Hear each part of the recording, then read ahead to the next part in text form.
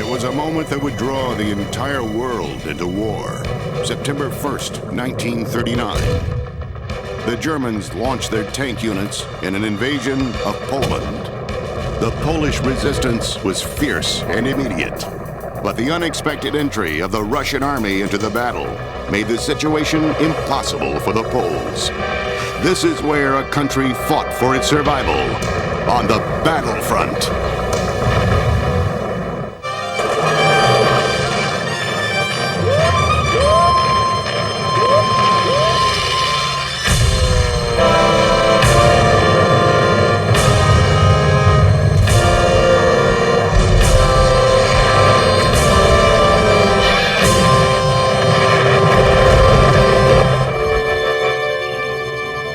In the waning days of one of the most beautiful summers ever, Poland in 1939 is a country on the brink of a catastrophe. In the capital city of Warsaw, tension is growing over the possibility of war. I think it's fair to say that ever since the spring of 1939, the Polish government had expected war and had been doing its best both to prepare materially and get the Polish people ready for a war that certainly nobody in Poland wanted. Interesting and sadly enough, both in the German military and on the German home front, there was a, today hard to believe, enthusiasm for war against Poland, enhanced by the fact that the Poles had gotten at least some of their land back when Poland was again made independent after the First World War. Although one could say that there were many Germans who were very worried about a new war, there was certainly a sense of cohesion and in the military a sense of positive attitudes towards war when it came to fighting the Poles. But Poland is somewhat buoyed by an army made up of 350,000 infantrymen and another 1.5 million men in reserve awaiting mobilization. Polish soldiers also have a reputation for courage and fighting strength. Poland had developed its cavalry really as mounted infantry and organized and equipped it to be able to check mobile forces. And their cavalry was well equipped with anti-tank weapons, mortars, machine guns, and they only used lances for parade purposes. They understood the advantages of mechanized war, motorized war, but unfortunately, Poland's national budget simply wouldn't stretch to buying or constructing the tanks and supporting vehicles necessary to match the Germans. Another weakness is the Polish Air Force. Many of its planes are obsolete and suitable only for training purposes. Germany, on the other hand, has a highly trained and well-equipped army. The Germans have 20 times more tanks than the Poles, along with a wide variety of modern armored vehicles. Germany has a standing army of 75 divisions, a total of more than 1 million men. Since Germany planned to go to war, there was never any doubt in their mind that to go to war, or rather a series of wars, they would need massive military forces. But the ultimate backbone of German might is an air force of 1,400 modern bombers and fighters. The Luftwaffe has been trained to work in close collaboration with the armored and artillery ground units. The German commanders have been developing a new form of warfare, the lightning strike, known as the Blitzkrieg. Speed and mobility are its major components.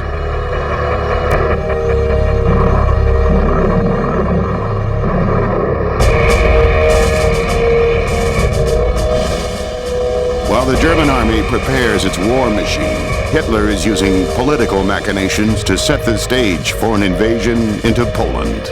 On August 23rd, Hitler signs a non-aggression pact with Joseph Stalin. It contains a top-secret clause to divide Poland between Germany and Russia.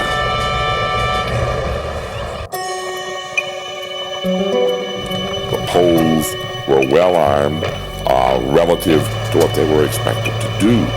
The main problem was that the Polish army was deployed along the frontier in a cordon defense. Well, Napoleon once said a deployment like that is good for stopping smuggling, nothing else. Hitler mobilizes his troops along the Polish border in anticipation of a military advance.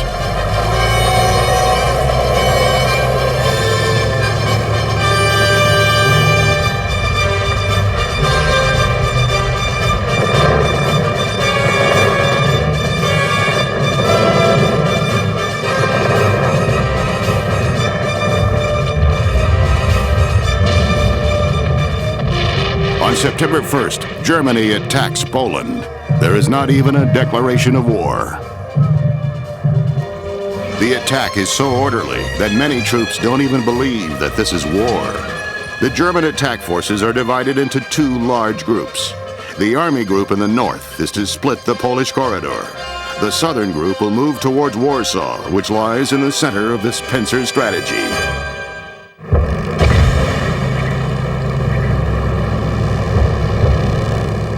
In the general attack on Poland, the Luftwaffe was designed and destined to play a very critical role.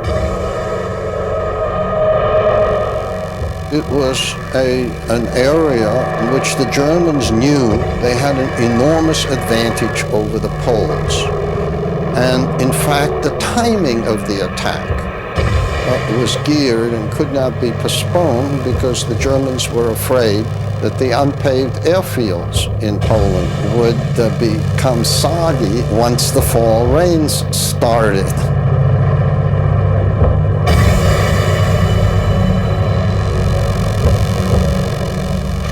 The Germans expected to utilize, and then did utilize, their air force to help German armored forces break through Polish defenses near the border, strike into the interior, destroy whatever air force, minimal air force Poland did have.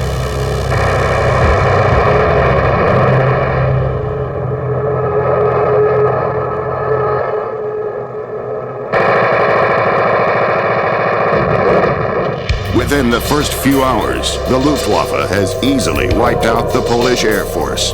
The German ground forces can now move ahead without being attacked from the skies.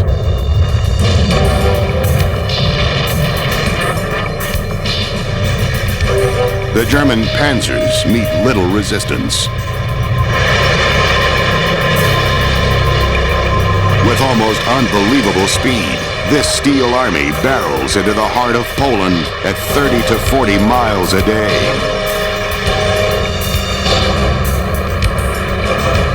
German armor played a very critical part in the attack on Poland. The German armor is utilized to provide, if you will, the punching into Polish defenses behind which the German ground forces could move behind. In the early days of the war, there were a lot of Polish surrenders. In a sense, that's what the Blitzkrieg was designed to do. It was designed to create shock and confusion. It was designed to cut forward troops off from their rear areas. And so when there's no water, no ammunition, the tendency was for either the soldiers as individuals or in groups, or for their officers to negotiate surrender terms. Just 48 hours after the first attack, the German armies have succeeded in gaining most of their preliminary objectives. Success has been greater than even the most optimistic projections. German troops bask in the glory of victory and look forward to greater conquests.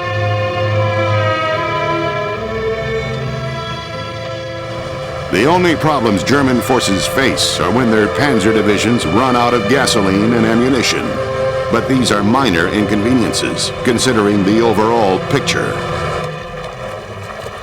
Meanwhile, the Polish cavalrymen retreat to a position where they hope to make a stand. The Polish army was able to stand and fight at the Vistula River, and what this amounted to was that some retreating Polish divisions were able to link with units that had not been engaged, and they mounted a counterattack on the left flank of the German 8th Army, shoot up one division very well, and hammered two more. The Southern German Army Group destroys the four Polish armies facing it. The remnants are scattered in retreat. The Poles did a good job until the Germans were able to bring up armor and the Luftwaffe's dive bombers. And with a horse-drawn army and a decision-making system that was based a lot on consultation and checking with military and political figures, the Polish government, Polish armed forces simply couldn't react. As the Germans moved forward, there was a very mixed picture. In certain places, Polish units just simply held fast and fought and fought and fought. In other places, they were able to advance relatively easily and relatively quickly, as Polish units in some places simply disintegrated. But the most serious setback for the Poles is on September 17th. The Russians, suddenly voiding their non-aggression treaty, launched their armies into eastern Poland. This is a completion of the secret agreement between Hitler and Stalin. Poland is caught in the middle as two foreign armies enter its borders in a devastating invasion. September 1st, 1939. Poland is caught between the German army in the west and the Russian army in the east. The under-equipped and outdated Polish infantry must face the most powerful fighting force in world history. In the mind of many Polish generals, the stand on the Vistula was a sign that they were going the other way. Two things had not happened. First, France and Britain had done nothing to help the Poles. Secondly, the weather hadn't broken. And the Polish high command was thinking, based on what we did to their leg infantry on the Vistula, we can hold them. If the weather breaks, if the French and British help us, when the Russians came across the border, this was the end. The Poles must take valuable divisions and reassign them to fight the Russians. This allows the Germans to completely encircle Warsaw.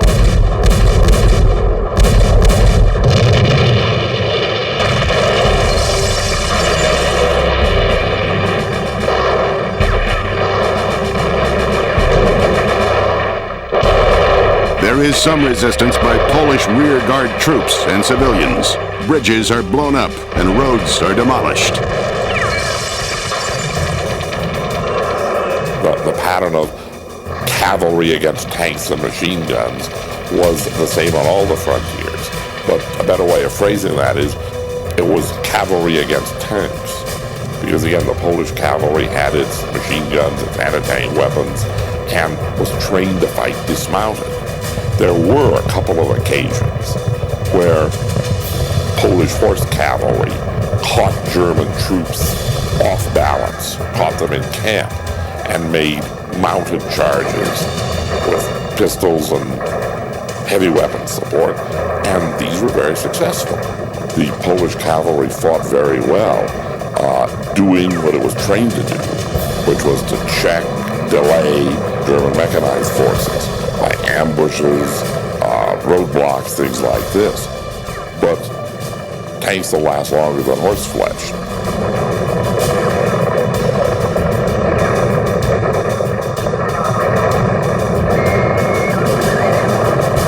Something that was noticeable all through the campaign, but particularly in the fighting along the Vistula, was that aerial attacks really terrified the horses on which the Polish army depended, not only for the cavalry, but to pull its guns and supply wagons. Before the war, the Poles had tried to condition horses to the sorts of noise that aircraft and air bombing makes, but they didn't have the time and they didn't have the spare fuel. This was the end. As far as the Polish army was concerned, the Polish Polish government was concerned, there was no hope of continuing resistance in Poland. For this reason, increasingly, in the last, say, 10 days of the war, the issue became getting as many men and as much equipment out of Poland to the south, into Romania, in the hopes, and indeed the reality, that they'd be able to fight again.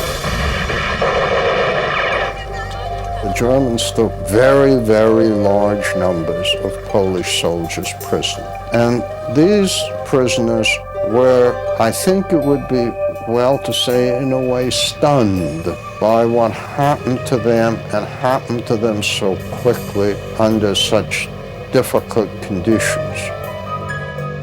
One of the things that the Germans did was to wage a propaganda campaign using transport aircraft to drop bales of leaflets. Most of the leaflets aimed at the Poles were, "Why die for nothing? The French and British aren't going to help you. Surrender." I think very few Poles believed that their treatment at the hands of the Germans would be anything but hideous. Warsaw is bombed day and night by the Luftwaffe. The heavy siege turns a once beautiful city into rubble. As the German forces advanced, they were very eager to take Warsaw, in part because it was their hope that the capture of the Polish capital would lead all other Polish forces still in the field to surrender. So there's a military objective here. And then there is a political objective. There is the hope that maybe then they could temporarily make peace, having crushed Poland, and get ready to crush Britain and France a bit later without having to fight them in the meantime. There is therefore, if you will, a good deal of hurry. And it is under those circumstances that the Germans decide on very massive air bombardment to try to level as much of the city as possible.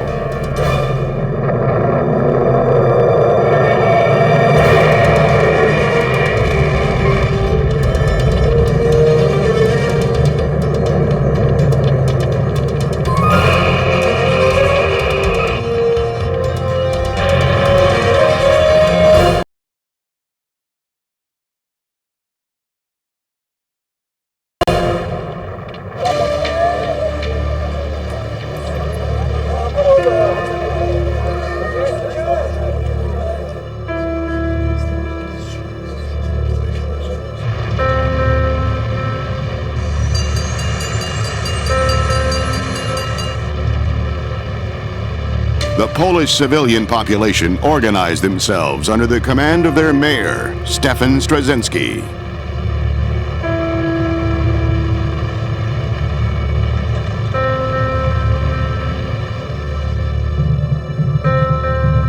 By the 26th of September, the city is in ruins and the population is near starvation. Warsaw is filled with orphans and the homeless.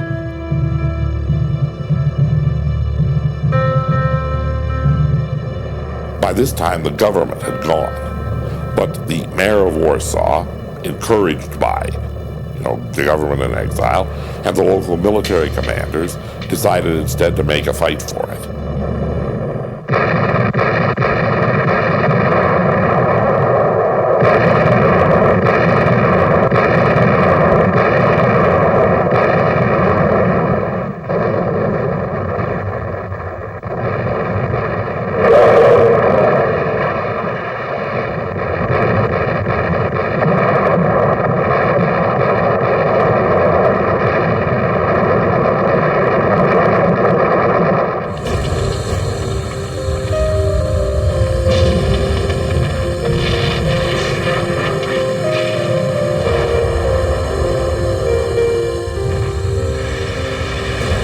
There is heavy fighting in the outskirts. The Poles defend the city effectively for several days in late September 1939. And when they talk about the possibility of surrendering, it's at this time that the Germans, who are still at that point of the war enthusiastic about the concept of unconditional surrender, it's in fact the first time that the phrase appears.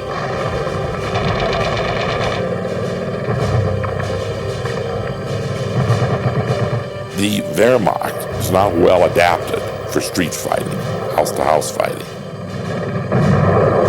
That kind of fighting takes too many people, and it absorbs too many resources. So left to their own devices, the Germans hoped that Warsaw would surrender.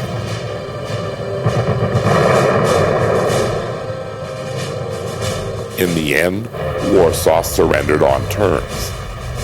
That is, they sent out a white flag and negotiated with the Germans in a more or less traditional style. But the siege of Warsaw did tie up fair numbers of German troops that, employed elsewhere, might have prevented the rest of, or the remnants of the Polish army from escaping to the south. On the afternoon of September 27th, Warsaw capitulates. A garrison of 140,000 officers and troops march out of the city to lay down their arms. With Warsaw fallen, there is only one more pocket of resistance, Modlin. German reaction to Polish resistance was again a mixed one. On the one hand, the Germans were thrilled that they were able to do this all relatively quickly, and that their losses were not that hard. On the other hand, the Germans also noticed with some care that against somewhat harder and better equipped forces, their own units still needed a great deal of training and a great deal of work.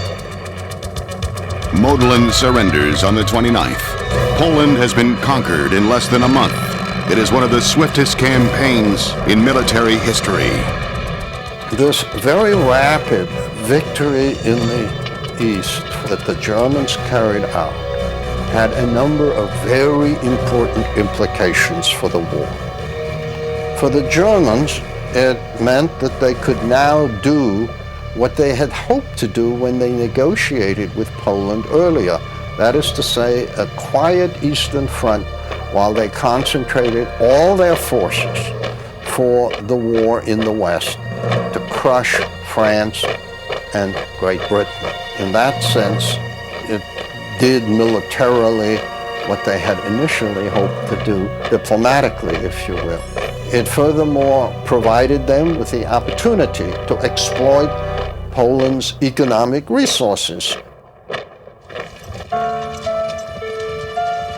The Polish national anthem begins with the words, "Poland is not lost forever." From the government's point of view, from the point of view of the military exiles, and from the point of view of millions of Polish citizens, this defeat was temporary, and Poland would rise again. The human cost of Poland's defeat is staggering, but it is only the beginning of this country's agony.